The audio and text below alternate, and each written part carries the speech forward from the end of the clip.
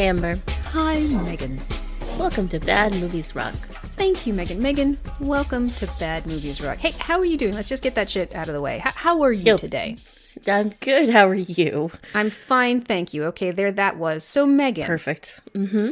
'Tis still the month of October in which we record, and therefore, thusly, verily, we're doing scary monster movies. Amber, we were so excited that we remembered to do scary monster movies because it's October. We're just never going to stop doing them. We may never stop doing them. I think we will ooze beyond the boundaries of October because we're just on a roll. We're like, yes, we finally did it right, so let's do it right until it's wrong again. Until it's Christmas time. Exactly. So, we've done werewolves. We've done vampires. Yeah.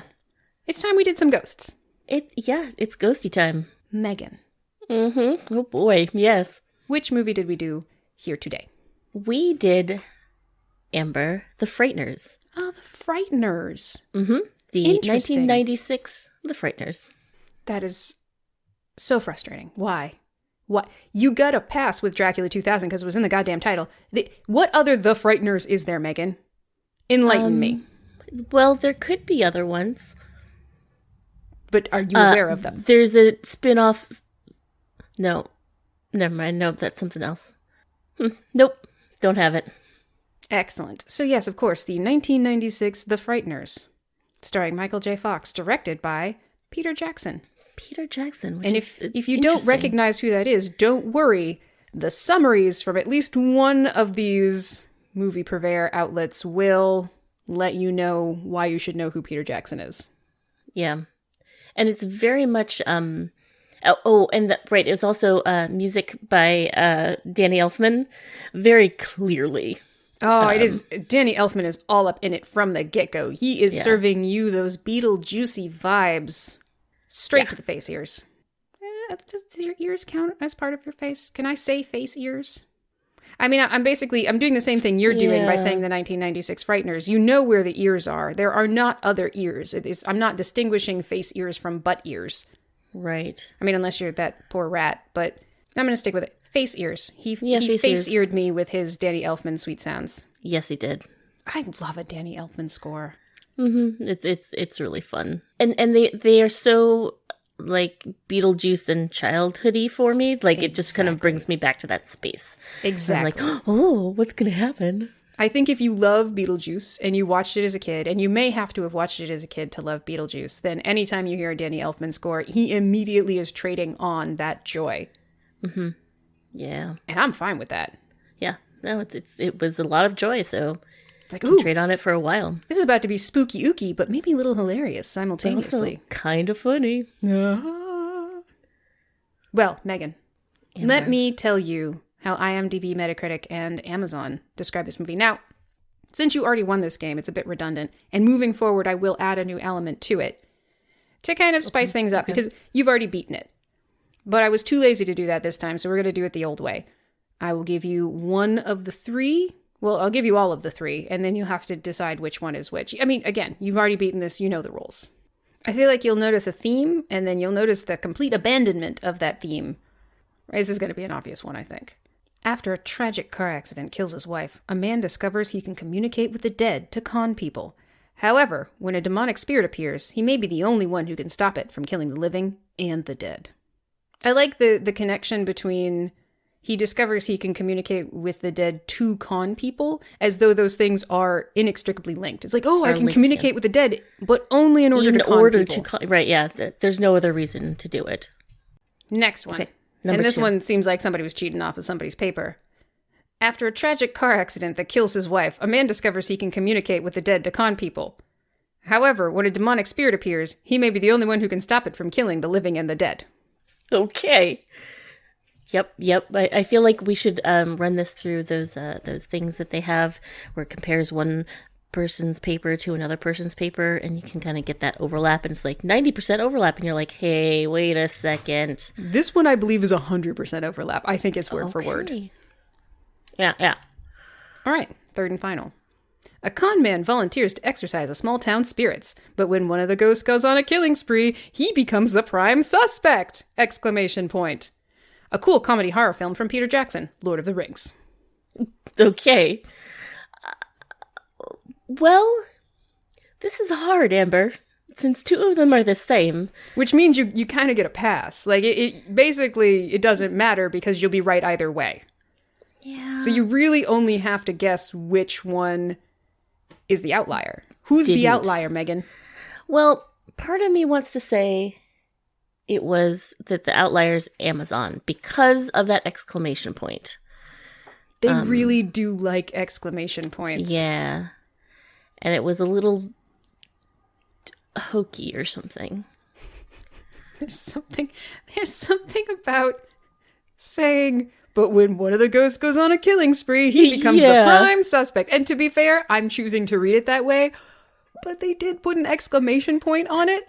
I also enjoy the Peter Jackson Lord of the Rings. It's a cool comedy horror from Peter Jackson, Lord of the Rings. It's in parentheses, but you know.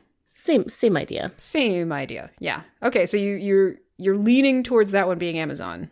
Final answer, exclamation point belongs to Amazon. Exactly right. Yeah, this was a pretty relatively straightforward one. I'm still very proud of you. Because Amazon could have just as easily been one of the assholes who cheated. That was my first thought, but they like to go their own way in they do a very strange way. And let's analyze that summary just for a hot second. A con man volunteers. Yes. Yep. To exorcise a small town's spirits. Okay, and then one of the ghosts, presumably the way they're presenting it, that he was volunteering to exorcise, goes on a killing spree and he becomes prime suspect. No, that's not. He cons people into paying him to exorcise spirits. Yes, he doesn't volunteer so much because that presumes that money is not changing hands. Right, he gets paid for that. Yeah. Yeah, and one of the ghosts that he actually does not exorcise ghosts at all. Oh, right, I mean, I guess he pretends to. Oh, right, yes, true. He's actually the one who sicks ghosts on people, and then they're working together, essentially. And the one that goes on a killing spree. Either way, none of these are actually terribly accurate. Mm-hmm. They are to a certain extent. There is a tragic accident. He can see spirits. It does not, by definition, make him a con man. He chooses to do that. Oh, yes. Which, so he, as you said, he befriends befriends is probably the wrong word. He employs? Yeah, I want to say employs too, but also they're not getting paid anything from it. Yeah. Because he seems to have a pretty, business relationship with these, three ghosts that go and terrorize people, and then he goes up to them. And then I guess they bring in his card so that it's always there. And anyway, my question is, Amber, if you can speak to ghosts... Yes, is the best way to make money off of that getting them to terrorize people and then exorcising the houses? I feel like there's other things you could do. You could cheat at poker. You could, you could ghost it where you could have people talk to you can be the intermediate between somebody talking to their dead loved ones. I mean, there's all kinds of things you could do. There are so many ways to use actual psychic abilities. Yeah. And his choice. Yes. Is to have some ghosts work for him, terrorize people, and then show up and do a fake exorcism for cash. Yeah. That requires, there's pageantry there. There's hustle there. Also, we'll get to this, but I just want to say this right now. The first time we see him plying his wares, he's at a funeral. He is, yes. He does. The way he advertises is to crash funerals and throw business cards at mourners' backs. Yeah, he gets so frustrated he throws them at. Yeah, that doesn't seem to be a good business. Aren't you afraid you're going to get a bad reputation? And he is both a bad psychic and a bad con man, and it seems like not a very large town either. So, Amber, what do the critics think about the Frighteners? There were a surprising number of positive reviews. It's still rated as less than good. It's 52% on Metacritic, 74% users. But there are a lot of reviews, and quite a few of them are positive. Yeah. The tomato meter was up there. It's 66 for critics and 71 for the audience. Interesting. I would argue that this is too high. Yeah. I mean, certainly Rotten Tomatoes is too high. Yeah, for sure. I would argue for a number of reasons that this is too high.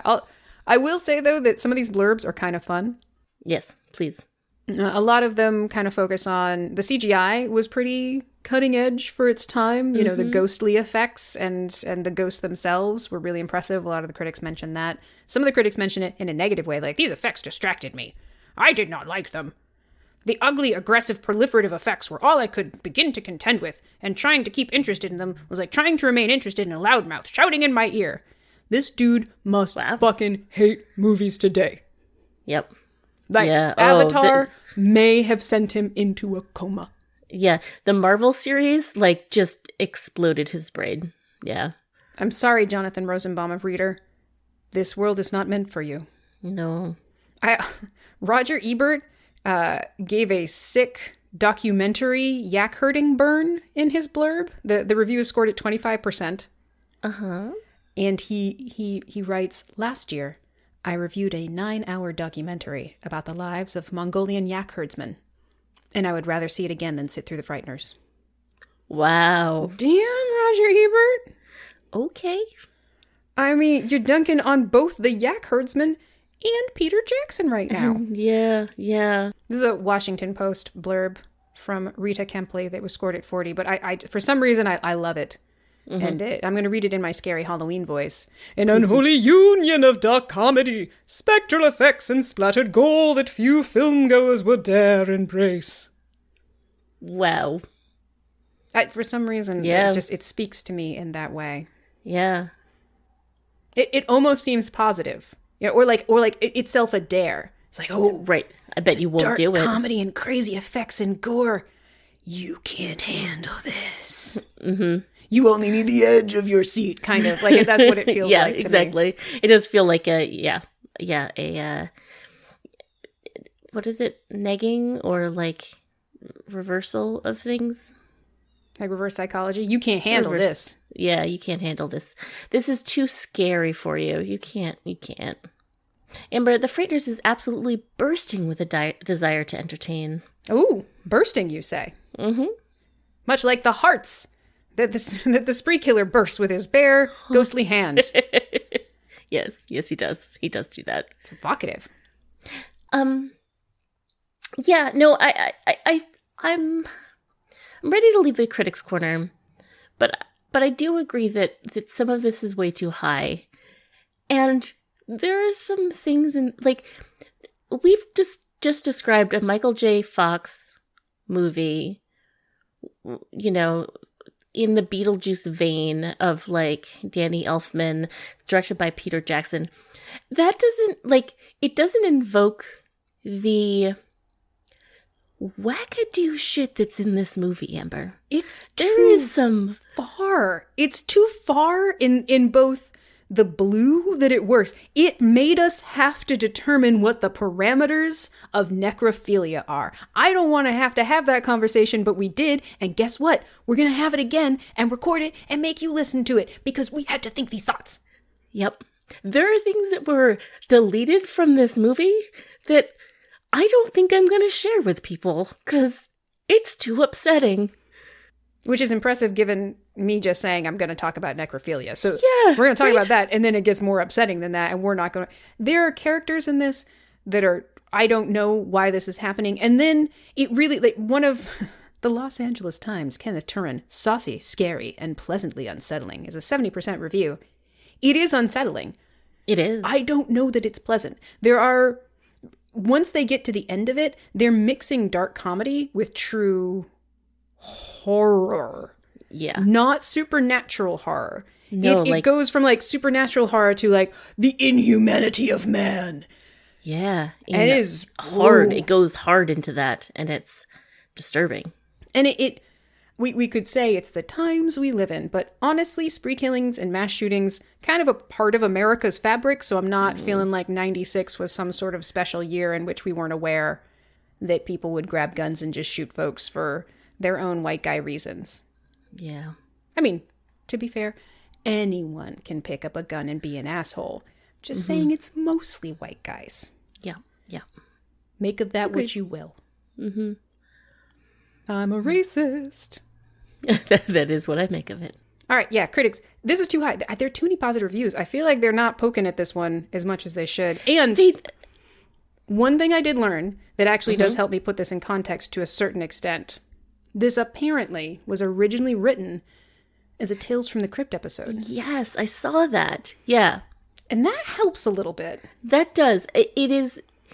It's not packaged that way though. Like if you had whatever the Crypt Keeper, old Crypty, come out and give us like if you'd Danny Elfman into that window, and then in that window was the Crypt Keeper just like, I don't know, looking at bones and throwing things around. You'd be like, oh, okay, that sets the tone for this, and now I understand what I'm getting into. And, like, those episodes were pretty twisted and creepy and unpleasant and, like, darkly comedic. Yeah, yeah. But they were also all tales of sort of, like, parable-style comeuppance. There was no real hero. There was no real hero's journey. Largely, it was a descent into into the worst aspects of your character and the punishment for those things. Mm-hmm. It's like, well, I guess he got his just desserts, and it's an episode in which he eats his own spleen or something. Yeah. But it's in this one, it's wackadoodle comedy, disturbing Tales from the Crypt stuff, and then romance. Yeah. Huh? It throws you all over. Yeah. Yeah. So, disagree with the critics again, and not in the usual way. I'm like, nah, maybe this isn't as good as you seem to think it is. Yeah. There are elements that I do enjoy, and it is a little creepy and unsettling. It definitely scared me when I saw it as a kid, but... Yeah. Where do you want to start with this? Well, there's a lot of disjointedness that kind of comes together at the end. Some doesn't. But so it starts obviously with a woman being haunted by something, we think. And her mom shotgunning that thing. Yeah. It's very much like a that old woman must be just, crazy, protective of her daughter and won't let her daughter leave the house. Ooh.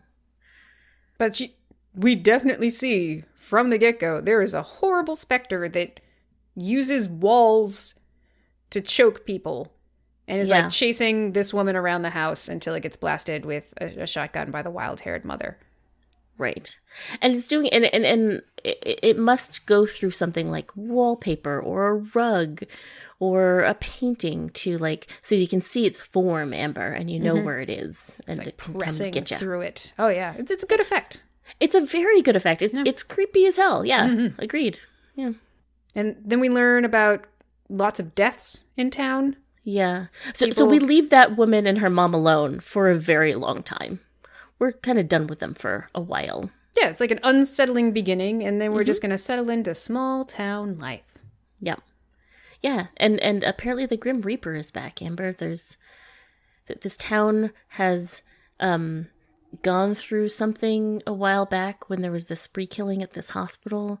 And now, years later, we've got more unknown deaths happening where people's hearts are crushed. They're not related in any way, shape, or form.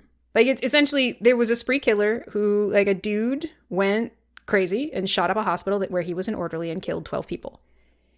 And his 15-year-old girlfriend was also there. Mm-hmm. We don't know if she was part of it or if she was just fell in love with the wrong man, as her psychiatrist claims. Sorry, her new psychiatrist, who literally just met her and had no idea what her history was. Mm-hmm. We will talk about her. But yeah, we learn essentially, back in the 60s, there was a spree killing, and now people are dying of heart failure and they're perfectly healthy. So But, they've decided for the sake of, I guess, selling papers to, combine those facts. Right, that people die in this town, unlike any other town where people live forever. Medically unexplained deaths and spree killings. Oh, no. It's this... Oh, okay, I guess. So you're just already combining those facts in our minds for no real reason. And then we meet Michael J. Fox, who's at a funeral throwing psychic business cards at mourners. Yeah. And then... showing us that he drives like a psychopath. Oh, he drives terribly. Yeah. Just seems to not... The lines of the road aren't... They're not there for any purpose. In fact, the road is hardly there for a purpose. He cuts corners by just going over the grass. It's a wonder he hasn't killed anybody this way, Amber. Oh, but he has, Megan. He has, or at least we think he has. There's a whole, everything is sort of revealed over the course of time, but the beginning of the movie is this weird meander through haunted old lady woman, and then Michael J. Fox funeral, reporter people, and then a doctor visiting haunted house people and being like, hey, you seem like an abused personality. Why are you cooped up in this house? I don't know. Mother doesn't like me to talk to people. I don't get to go out. And the mother's very imposing and stern, like, you don't know my daughter at all, do you? I know my daughter. I could have her locked up any time I want. Yes. And then Michael J. Fox rams into some guy's fence and runs over their gnomes, and the guy's mad at him, and Michael J. Fox is like, ooh, I'll pay for it. And then he sends some ghost to haunt his house. So the way we're introduced to the fact that he's a con man and an actual psychic... Mm-hmm. is to have him show up to a haunting in which this man and his wife, who turns out is the doctor who visited the lady and her mother in the haunted house, the bed is lifted in the air. And actually, this scene is fairly good, mainly because of the things are flying around. The bed is lifted in the air while she's still on it. And then he, pulls her off the bed and they huddle in a corner. I would expect them to leave the room. They did not. They just continued to hang out where the bed was. And then she turns around and there's a little Raggedy Ann doll just tugging on her nightgown. Yep. It's pretty horrifying. I like it. It's good. But it's... And then they find one of his cards in the haunted bed and they call him and he does a late night exorcism and agrees that, it's going to be expensive, but if you just forgive me driving my car through your fence, I guess we'll call it even. And the entire time, the man is skeptical. The man is Ray Linsky, played by Peter Dobson.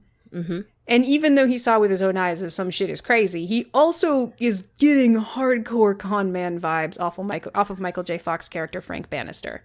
Which he's giving off for sure. Valid. He's doing a bad job as a con man. Yeah. He's not selling it. He's his instruments of fixing things are, I don't know, some oversized boombox type thing and a toaster with a fan and it. Yeah. And a broken camcorder that he looks through as if he could see the spirits. Yeah. A water gun with holy water in it that he sprays into the... He's bad at this. He's very bad at this. But I guess he doesn't have to be good at it because he has actual ghosts who can lift an actual bed. So it is the laziest con man job ever because he's not technically conning people in the sense that ghosts are real and they can fuck up your shit. And when he shows up, they don't come anymore. Right. So it's... But it's only because he sicked them on you in the first place that they're there, so... It's so convoluted! And he is exactly the kind of person who would get murdered by a ghost at the end of a Tales from the Crypt movie. Yeah, for sure. It's especially because he's wrapped up in his own self-loathing. You learn that inexplicably he got into an accident while he was, driving in the car with his wife because they were having an argument and he'd been drinking and they ran off the road and she died and... Later you learn she didn't die in the car accident. But he blames himself for her death, and they were arguing about something silly because he was building a house for them, and she wanted a garden, and he turned it into a basketball court. And so it's this whole... And he was a successful architect. Yes. Megan. Uh-huh. Okay. So somebody say somebody who's down on their luck learns that they have psychic abilities. They're like, okay, I can use this to make money and live my life. In this instance, something tragic happens. It gives him psychic abilities, but he still has the abilities of a successful architect. Yeah, he seems to have gone through some sort of just depressive episode for the past 5 years, where he the house that he was building as an architect, because he's an architect, he hasn't worked on it all. It's still like bones of a house. Tarps and scaffolding Tarps and yeah. It's not. Yeah, it is in progress forever. Yeah, and he's left his job, and now he's a con man who talks to ghosts, and he's not doing well. I mean, I accept that he's he has perpetrated a descent into self-loathing. Mm-hmm. But he's on a hustle and barely making ends meet. Yeah. When he still has all of the skills and accreditations of his past job. It's not as though he's a disgraced lawyer or cop, and like the mysterious death of his wife, got him disbarred or some such. There's no particular reason why he, in being able to see ghosts now, has to then use that skill to be a shitty con man. Yeah. There's no good reason for it, for sure. Such that he has to go to funerals to try and drum up business and sick his ghosts on rich people to try and convince them that they need his services. I find it hilarious. Yes, yeah. And he doesn't like it. Like, he's clearly unhappy about everything that's happening. Mm-hmm. And he's mean to his ghost helpers. And he's mean to his ghost friends. So mean to his ghost friends. Well, yeah, helpers. They are not friends. No. He makes them ride in the trunk because they spew ectoplasm everywhere. Yeah. Just seems wrong. They're doing all the work. They're literally lifting beds. Yeah, they are. They don't do that with their psychic powers. They have to physically lift that bed. Mm-hmm. It's true. But Amber, unappreciative. No, it's true. Amber, when what's his name? Frank Bannister in this movie as Michael J. Fox, when he helps out Ray and his wife, the doctor is Lucy, played by Trini Alvarado, and interestingly, Frank Bannister sees Ray, I think, like the next day, except Ray is now a ghost. Ooh, but Megan, was there some foreshadowing for this mysterious DF? Yeah, so like during the exorcism of the house, Frank saw the 37, I believe, on Ray's forehead. Mm-hmm. Infernally glowing 37. Yes, and he asked, he didn't ask, he accused his ghost friends of doing that, and he said that wasn't funny. And, yeah, but yeah. Poor Frank didn't make it through the night. Frank didn't make it through the night. He's a very healthy man. We saw him exercising pretty much most of the time that we saw him. Yes. And this keeps him, Frank Bannister, in Lucy's orbit. Mm-hmm. As Lucy comes to him and she's like, hey, so my husband's dead and you're a psychic. I both love and hate Lucy's character. Mm-hmm. She is on board for everything, no matter what, the whole time. Yes. And shit gets cockamamie on her pretty much immediately. Like, basically, woman and her mother, crazy situation, but thinks she has a solid grasp on it. Ghosts show up, let's call the psychic. Hey, thanks, psychic. I totally believe that ghosts are real and that happened. By the way, I'm a medical doctor and a psychiatrist. And then, oh, hey, my husband died mysteriously. I want to talk to you, psychic. Can you channel him? So then they go to dinner. So Frank and Lucy, post-funeral, for her husband, go to dinner at a medieval-themed restaurant. Yes, like a full armor-wearing waiters medieval restaurant, Amber. Yes, indeed. It was both distracting and awesome. 'Cause why? We don't comment on it. It's not part of anything. It's not part of anything. That's where they go, though. It's where they go. It just happens that the waiter is in full armor. Okay. Yeah. So Frank is literally talking to Ray. Mm-hmm. Ray is really apologetic. He's so sorry. Lucy comes she's sad, kind of, but not really. But she totally believes that Frank is talking to Ray. And it turns out she doesn't really want messages of love. She wants to know where her $16,000 is. Right. Where did Ray hide that money? And Ray's like, ooh, okay, I made a bad investment and it's gone. But tell her I'll make it right. And I'll come home with you and it'll be fine. And Michael J. Fox is like, that money's gone. And Ray just left. Yep. Ray's gone. And of course, Ray's still sitting there and he's mad. But, there's a cruelty here. Because he knows as soon as he tells Lucy that the money's gone and that Ray left, Lucy will then speak freely in front of this recently deceased man who was right about Michael J. Fox the whole time. Right, yeah. He may be kind of a dick. Yep. But Michael J. Fox has wronged him twice, first by breaking his fence, running over his gnome intentionally, and then conning him. And now the man is dead. He may not have been the best person, but does he deserve to hear his wife say, to the man he just met, who conned them both, well, our marriage wasn't really good and hadn't been for a while. Yeah. Ouch, man. Yeah, that was painful. Then Ray does say you bitch, but so they're both in the wrong. But it's still, there's a cruelty here on the end of Frank's character. He has zero respect for the dead. And the living, it kind of seems. Yeah, he doesn't respect himself, so how can he respect others? You're right. This is a study in a deeply flawed man. Yeah, it is. While he's at this dinner, he goes into the bathroom and sees a man with a 38 glowing in his forehead. Yep. And then we see the wall spirit from the haunted house. Yes. Oh no, and it's coming for him. It's coming for him. And Frank is wandering around the bathroom trying to find the spirit. Well, the dude with a 38 on his head is like, what the fuck is... I don't want to be here with this crazy man who's like washing my hands, breaking into stalls as though there's somebody in there with a gun. He does. I respect that this man, despite being freaked out by what's happening, very thoroughly washes his hands. Yep.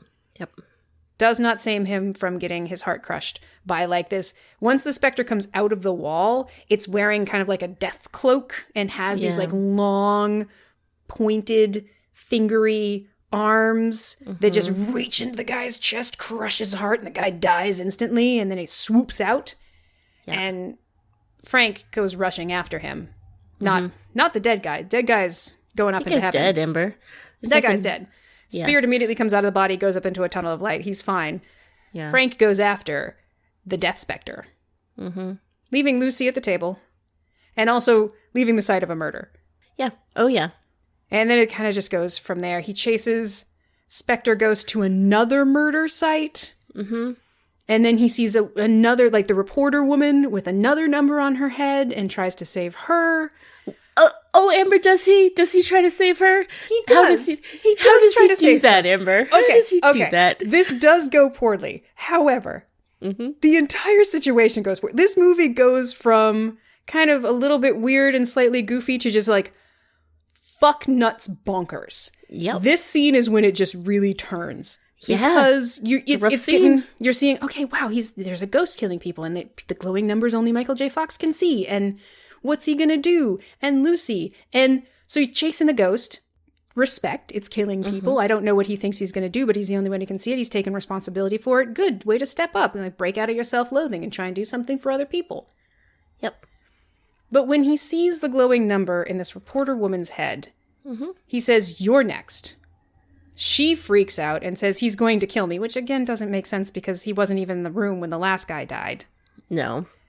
And then the specter shows up, and again, only Michael J. Fox can see it. Luckily, his ghost friends are semi there, and one of them has guns that are ghost guns, and ghost weapons seem to be able to hurt other ghosts. Right. And then this ghost, after shooting the death specter, sees a sarcophagus, because of course we're in a museum now. It's some sort of event. And he gets really horny for the sarcophagus mummy. It made me kind of feel slightly ill, because, I mean, like, you can see his like butt go up and down from the sarcophagus, and then he says, "I like it when they just lie there."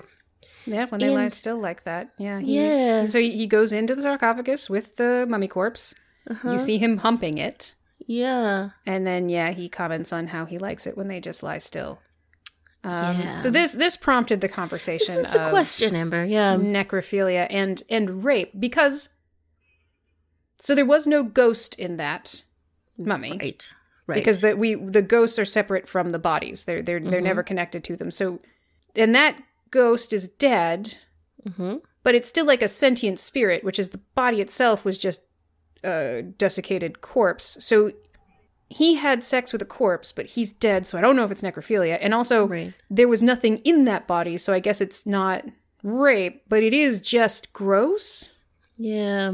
And I don't like it, and it's not funny at all, ever. Especially I like it when they lie still like that part. Right, because that's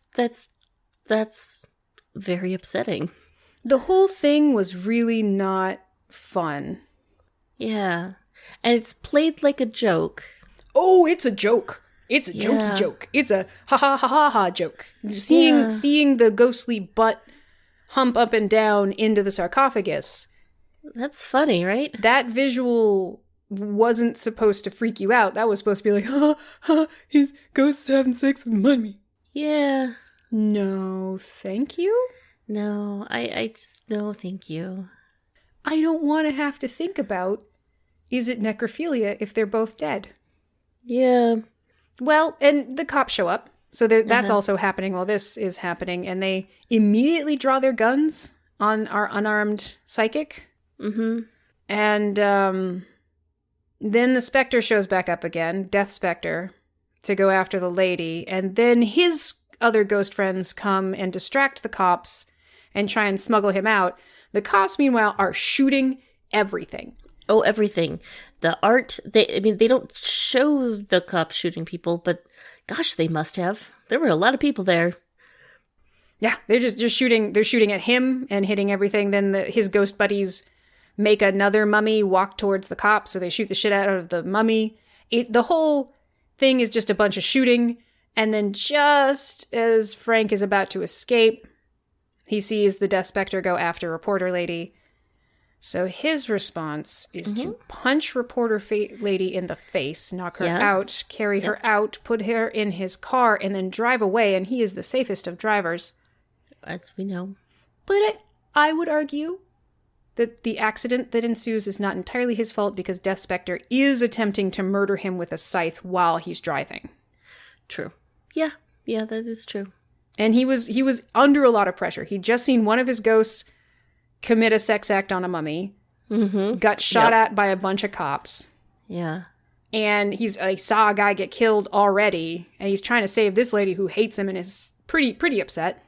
Right. He also saw his the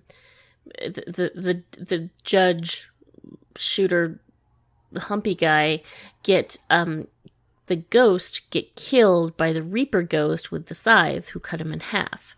Oh, that's true. And then he disappeared. He does, yeah. So the judge gets cut in half. That's true. He's dead, or dead again, or permanently dead, or destroyed. Right. We don't know the rules, and we actually never learn the ultimate fate of the judge. True. He wasn't going to end up in the good place, Amber. You don't know that. You don't know that for sure. Yeah, he's been... We don't know the rules, Megan. Okay. Anywho. Yeah, they crash. She falls out of the car. The Reporter Lady falls out of the car, and her heart gets crushed again by this Reaper guy. And we learn that's... Yeah, at that point we learned that's exactly how his wife died. Yeah, he has a flashback, and he remembers that his wife had the number 13 carved into her head. Megan, we haven't even gotten to one of the other main characters. You mean woman-hating weirdo guy? Oh my good lord, this character, Megan. Yeah, so Frank ends up in the police station because he's been very much around when these recent unexplained deaths happened. And we've got who is it? Jeffrey Combs plays Milton Dammers, who is, they call him an eccentric FBI agent. He is creepy, and he openly hates women, and he's also terrified of women yelling at him, so much so that he goes to the bathroom and vomits when it happens. He's not okay. Nothing about him is okay. And we're supposed to think that it's because he's been undercover with a bunch of, cults and sects. He's the paranormal psychology expert for the FBI. And they sent him when things like this happen. He immediately hates Michael J. Fox and seems to want to murder him. And he also hates Lucy, who is defending Frank the entire time, being like, he was helping me talk to my husband. He didn't do this. Dammers, when he interrogates Frank, seems to convince Frank that everything's his fault. Mm-hmm. And Frank seems to take it on himself. I don't want anyone else to get hurt, so I'm just going to stay in this jail cell for reasons. Dammers also, thinks that Michael J. Fox is literally reaching, he thinks it's or psychically reaching through his people's chests to crush their hearts. He thinks it's paranormal for sure. And then he opens up his shirt, Amber, to reveal that he's got an iron breastplate on. Yes, it's lead, Megan. Sorry, excuse me. Iron wouldn't work against psychic attacks, Megan. Silly me. Yeah, only it's lead does. Uh-huh. So he's got that on. Yeah, he does. His character seems to exist to create somebody who's awful and also an antagonist for our main character, in addition to the ghost that's murdering people. Right. Yeah. I don't know why that's necessary. It doesn't seem to be necessary, because Because the ghost can just reach into people's chests and murder them. Michael J. Fox can't stop him, which we learn when Lucy shows up in his cell. He's like, hey, Frank, I don't know why you're in here. You're a good man. Just look at me. Look at me, Frank. Everything's fine, Frank. And Frank looks at her. She's got a glowing number on her forehead. And the death ghost immediately shows up and sticks his hand in her chest. Thank goodness Frank's ghostly helpers are fucking heroes. They really are. Yeah. And he gives them nothing. Not even his concern, because they tackle Death Reaper. Mm-hmm. Lucy and Frank are locked in this cell. And you see an epic battle happening. And one of his ghostly helpers, played by Jim Fife, his name, the ghostly helper's name is Stuart. The other one is played by Shai McBride. Yay. His name is Cyrus. And Stuart shows up. He's like, I think we got him. And then the scythe comes out and pokes him right through the skull. And he just deflates. Yeah. You're like, oh, shit. Is he destroyed?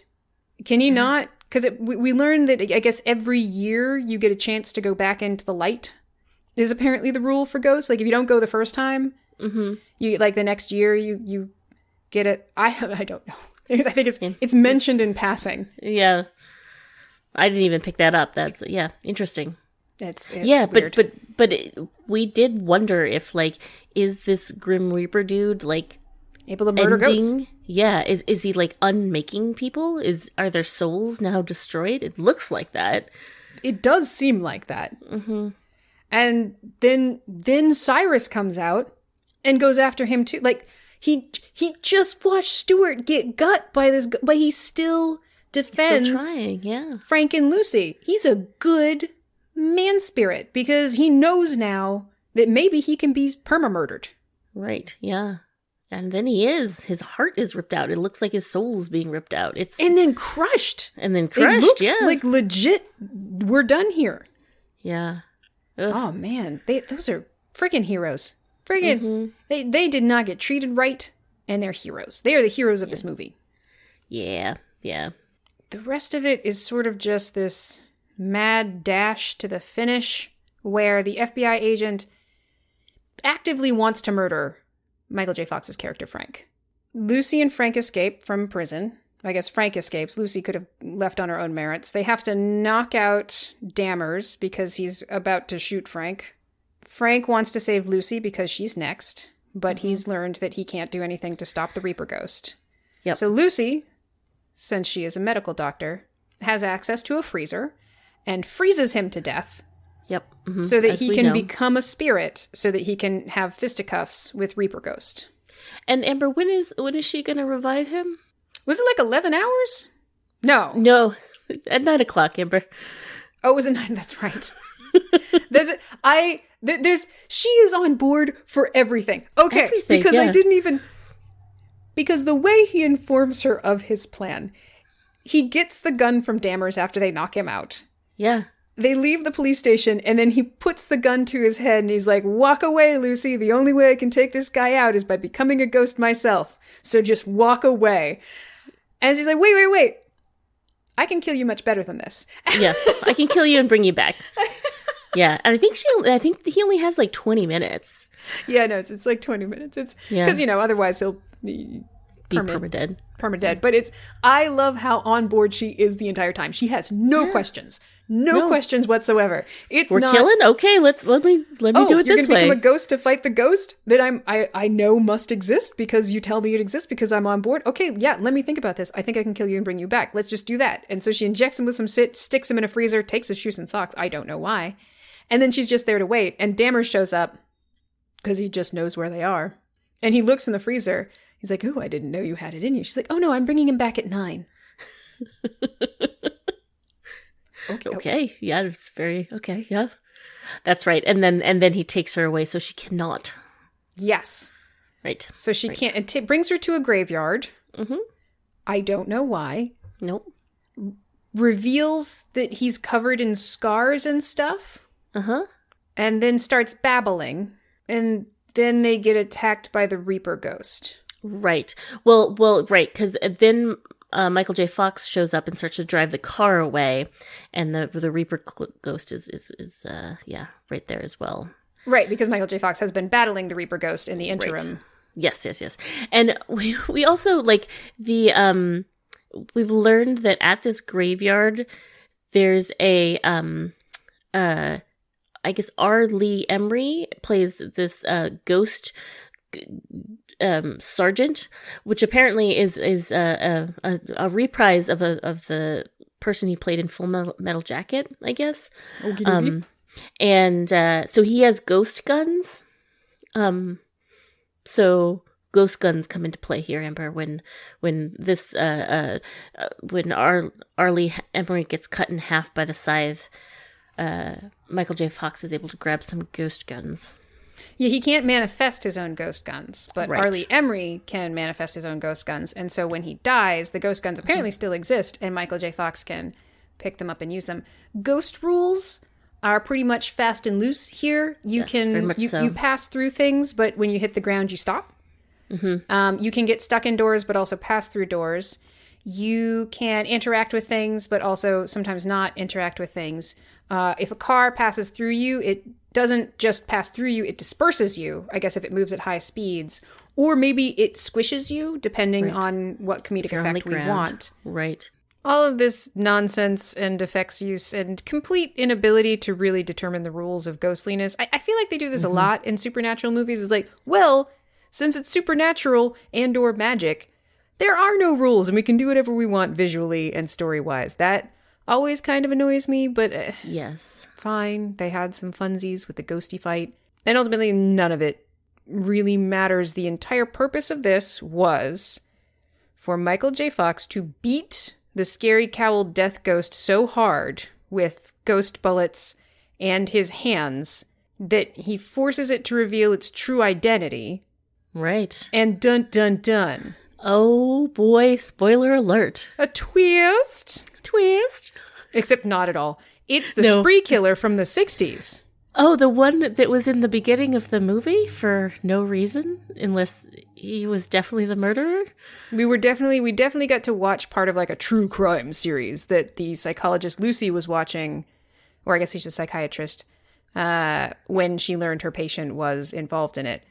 Right. And yes, it's old Johnny Bartlett, played by Jake Busey. Excellent use. Oh, yes. A very good use of a Busey. Yeah, for sure. And he escaped from hell and decided to continue his spree killing, and thus all the head numbers. Because when he killed all the people in the hospital, they carved numbers into heads, and then he restarted it, and he's made it all the way up to, I don't know, he's in the 40s now, low 40s. Yeah, yep. But Michael J. Fox is about to finish this ghost with the Reaper scythe. Yep, that he stole, yeah. That Johnny Bartlett's been apparently murdering other ghosts with? I guess so, yeah, at least some.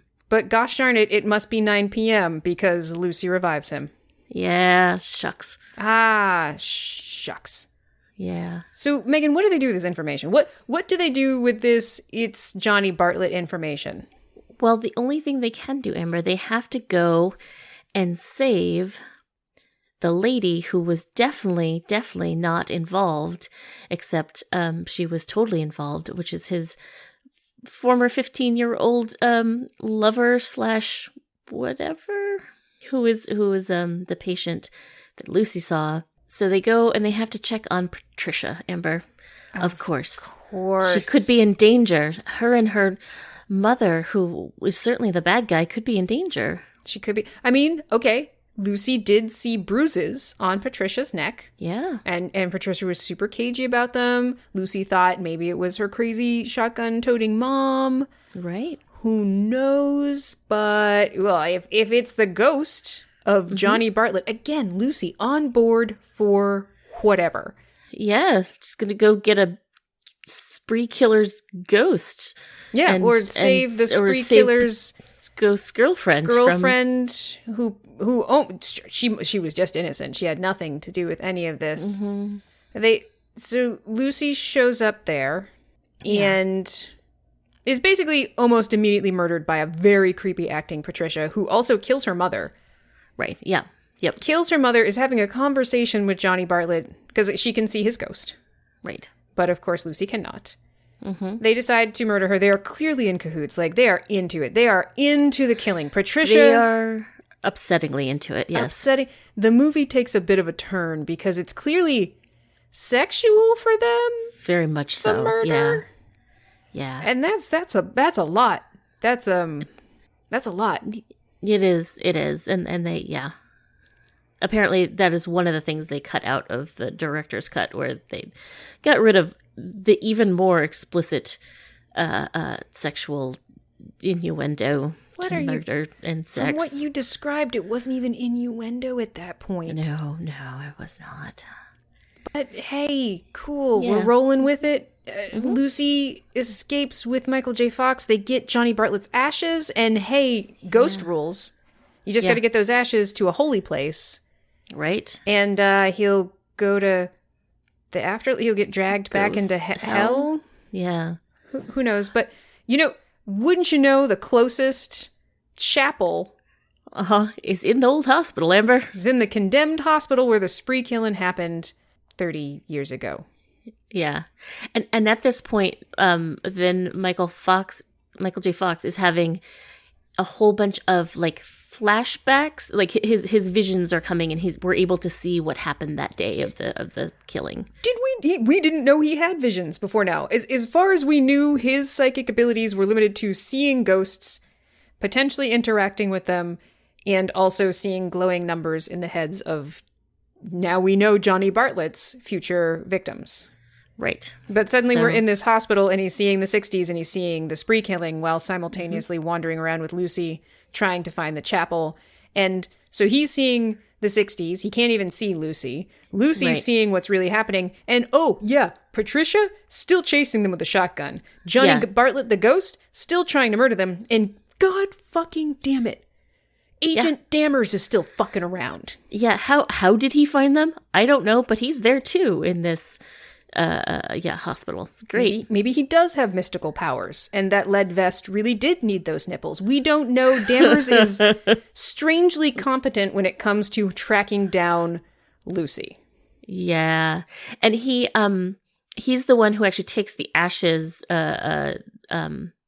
Bartlett's ashes, and scatters them outside of the church, thinking that that's right. Yeah. Because that's right, Johnny Bartlett was not wandering around because they'd managed to get his ashes or spirit back into his urn and trap him. Right. And then so they were clearly running around with this urn, and Dammers clearly believes in the paranormal, And yet he gets the urn from them. He's like, oh, well, I guess I must not release these ashes under any circumstances.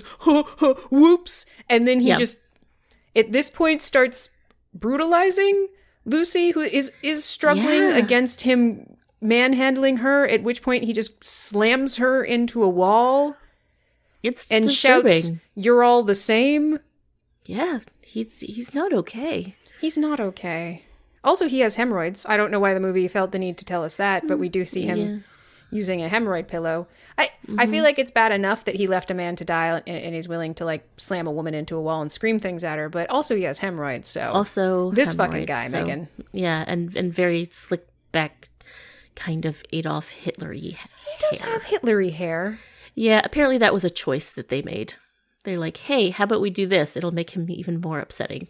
I kind of have to assume that hair was a choice. That's not whoopsie hair. You have to try for that. It was a Peter Jackson, Milton Dammers, Jeffrey Combs collabo, as I read. Oh, excellent. Good on you two. It's a race to the finish here. Patricia's running around with a shotgun. Michael J. Fox is running around not seeing Patricia with the shotgun or Dammers or Lucy because he's stuck in the past and he's kind of blipping back and forth. He gets to see the spree killing, which is really upsetting. It's upsetting because also Patricia's there, played by a young actress who's probably around, 15-ish. She's supposed to be 15. And it turns out, guess what? Patricia was fully involved. She was shooting people too, and they were still doing like this, sexual thing. And it's still Jake Busey, but now it's a young girl playing that part, and it makes it extra special, upsetting. And they're just shooting people, and making out and shooting. At one point, you just see them.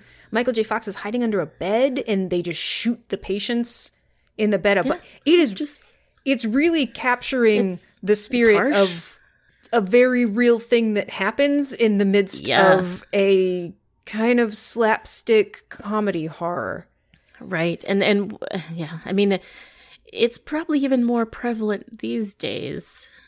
And so it feels even yuckier. It really. So that it's viscerally upsetting. There's like, ooh, supernatural ghost murder horror, and then there's guy decides to just start murdering people in a hospital. Yeah. Yeah, no, people do that. Mm-hmm. But he went to hell and he came back and he started up again. And this is at this point I kind of get a little about where we're going with it. Yeah. But hey, it all works out in the end because they don't manage to get his ashes into the chapel, obviously, because Dammers released them. Patricia shoots Dammers to death. Literally shoots his head from his neck with a shotgun. Yeah, and his ghost head pops out. It does. Yeah. Ha-ha! Slapstick! Ha-ha. Yeah. Because he's at this time trying to shoot Frank, Michael J. Fox, with his micro Uzi, and it winds up being... Oh, he has a micro Uzi, by the way. Yeah, he just pulls one out. Yeah, that's great. And he's trying to murder Frank, and Patricia's trying to murder Frank, and Frank just sort of falls through the floor, and they don't murder each other. Patricia gets Dammers in the head. So at this point, Patricia chokes Frank to death with the shotgun. While Johnny holds Lucy. And then they decide they're going to slow murder Lucy. So Patricia's wandering around this old hospital looking for fun rusty implements to carve her up with. Yeah. But hey, she just choked Frank, and we know suddenly you get a ghost. You get a ghost. Pops up Ghost Frank once again, and he reaches inside of Patricia and rips out her soul. Yeah, murders her by ripping out her soul and dragging her into the light with him. He could do that at any time. That's a horrifying power to have. Yeah, I didn't know ghosts could do that to you. And he basically taunts Johnny Bartlett. He's like, hey, I got your girlfriend. We're going to heaven. You won't be able to murder with her anymore. So it gets Johnny to go into the light and leave Lucy alone. And there's a whole thing where, they're going up this tunnel of light. Johnny gets... Patricia back, and he's like, oh, we're going to go back down, and I'm going to get the record for spree killing. And then, you know, he's sucked horrifyingly into hell. Yeah. With his girlfriend. Yeah, he and Patricia. Yeah, there's a huge worm thing that has tentacles. It's upsetting. There's a lot of tentacles and biting and tentacles, and then hell. Yeah, I'm not sure why he thought he could just go back down that chute of light and go back. That's not how it works. He didn't seem very bright. You've been spied. You've been spied by the afterlife. It's coming for you. Found you. Well, now Frank is in heaven. Yep. We do get to see, we get Try McBride and Jim Fife are there, so we know that, thank goodness, their souls weren't just eliminated from the world. Yeah, they were not destroyed. We don't see the judge. We do not. And you know what? I'm okay with that. I think Megan's right. I think he went to hell, and we're not even going to look into that. Yeah, I think that's fine. I'm comfortable with that. Judge went to hell. Cyrus and Stuart are in heaven, and we get to see Frank's wife. Oh, yeah, Deborah. Yay. Debbie. They're reunited. And it feels so good, but it was not meant to last. He's not done. No. So does she push him? Does she push him back down the I can't remember if she pushes him or if he just sort of stumbles.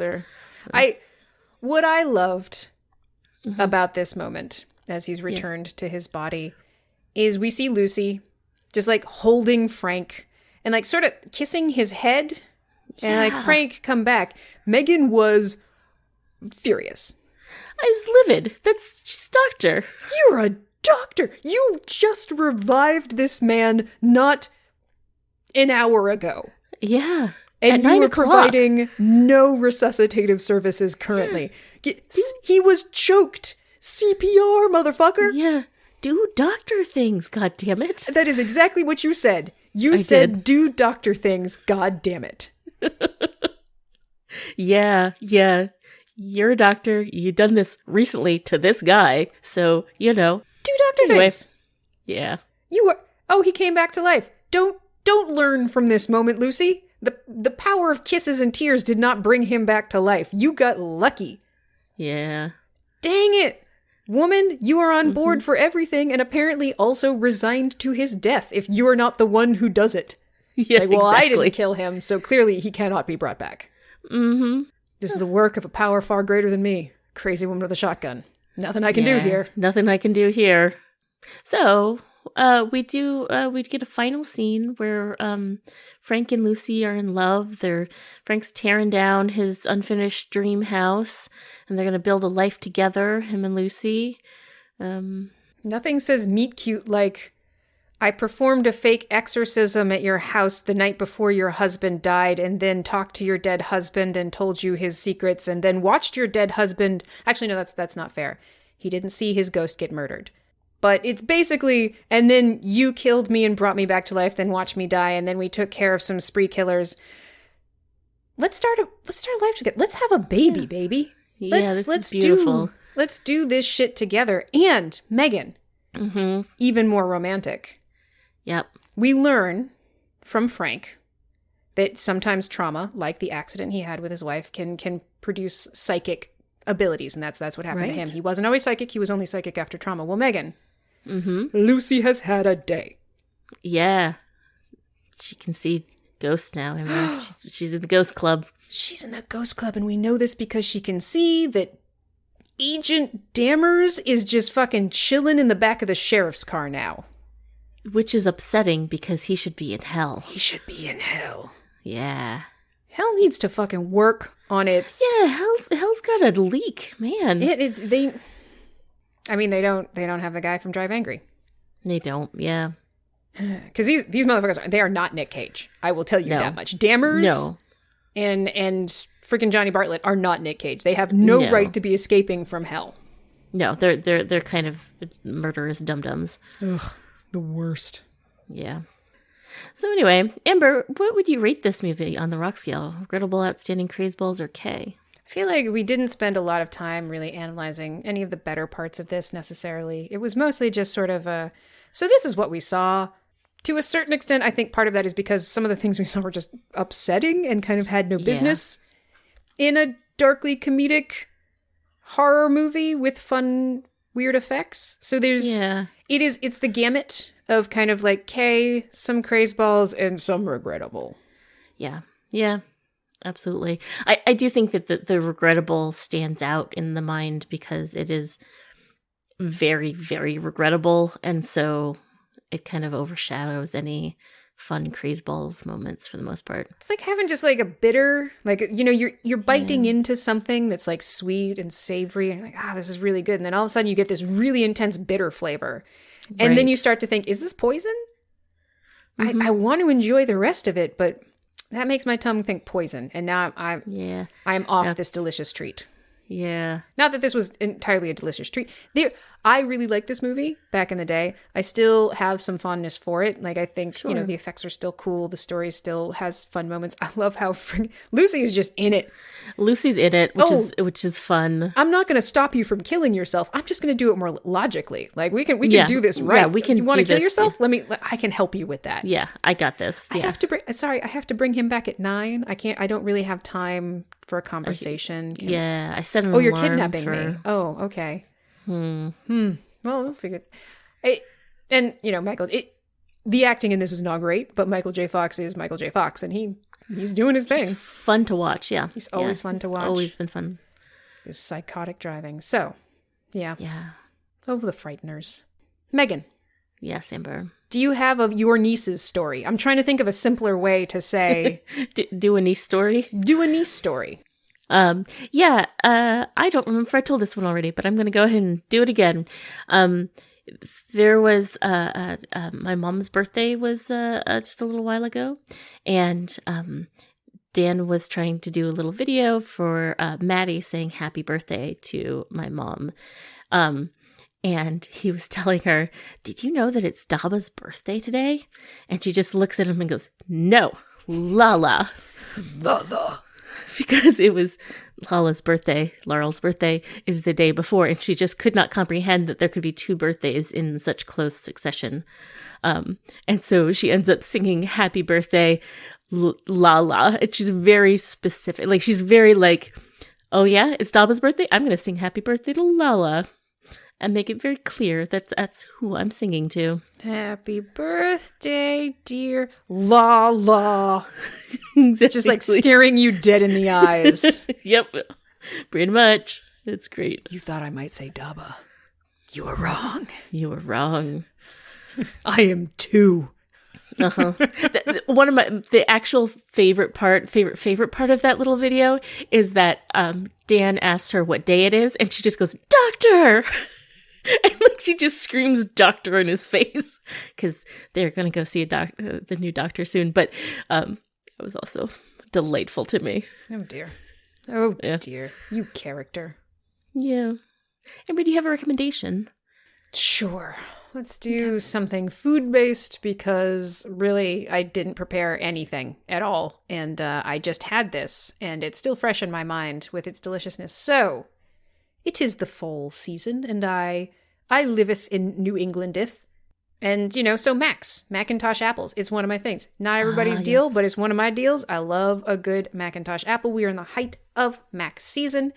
And I have recently become obsessed with dark chocolate sea salt tahini. That's right. Yes, you have. And when you combine these two things, it results in... Well, I don't want to compare it to how Patricia and Johnny Bartlett seem to feel about murder. Yeah. But it's close. Are you upset? Yowza. Did I just upset you? Yeah, very much so. Yeah. Excellent. I've accomplished 2 things here today. Great. Recommending something delicious and upsetting you. So yes, I recommend, I get like Soom brand dark chocolate sea salt tahini. I don't know if anybody else makes this sort of thing. It's just 4 ingredients. It's tahini, which is just ground sesame seeds, and then sea salt, and then a little sugar, but not a lot of sugar. It's actually not that much sugar. And then, cocoa.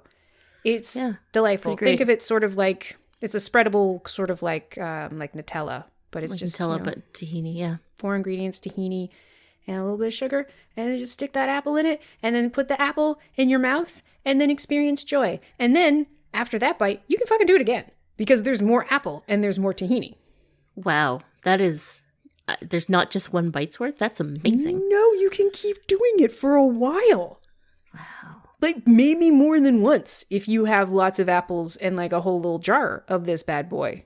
Yeah. I buy them in multiples. You know, you get a little box of 2 of them. Yeah. That lasts me a little while. You get that from nuts.com? No, you can. Although I don't know if they have the dark chocolate sea salt, but you can get it I've been getting it from Amazon. Okay.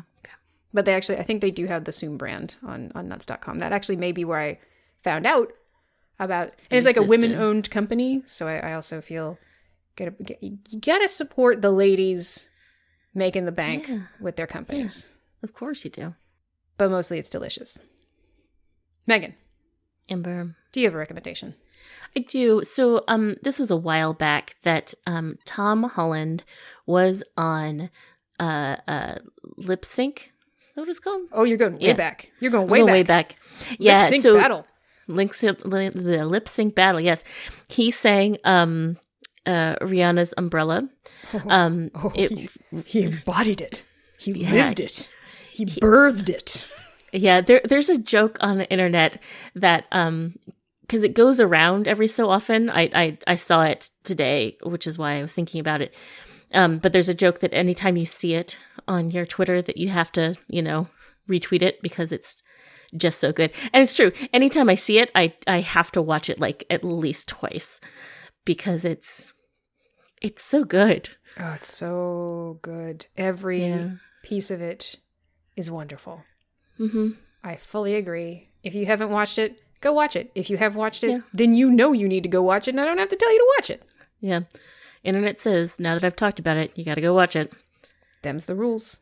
Yeah. Link on our Twitter, Amber. Oh. Look at you. Probably. Go. Look at you using our socials. Probably. For good. Maybe, if you remember. Bad Movies Rock. Twitter handle. Yeah, I'm pretty sure that's how that goes.